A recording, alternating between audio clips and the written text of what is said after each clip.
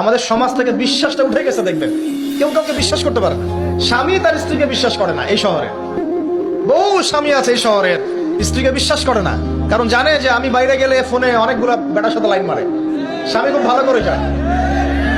এ কারণে দেখা যায় স্বামীও বাইরে আবার কয়েকটা একাধিক ওই যে বলবো উপস্ত্রী উপপত্নী জোগাড় করে রেখে দিচ্ছে। আসলে মেয়ে স্ত্রী বাসায়, স্বামী যখন চলে যায় স্ত্রী অন্যের সাথে পরকিয়া করে, আবার স্বামী বাইরে গিয়ে স্ত্রীকে বাদ দিয়ে অন্য মেয়ের সাথে পরকিয়া করে। এই জিনিসটাই শহরে বেশি রকম। বলেন, লজ্জা করেন না, সত্যি কথা বলেন, এটা বেশি রকম, বেশি দিন দিন বাড়ছে।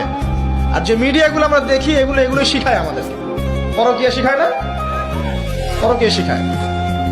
আর এটা যে এত ভয়াবহ মহামারী আকার ধারণ করেছে না, অনেক ক্ষেত্রে দেখা যায় স্বামী অফিসে যাওয়ার সাথে সাথেই বয়ফ্রেন্ড বাসায় হাজির।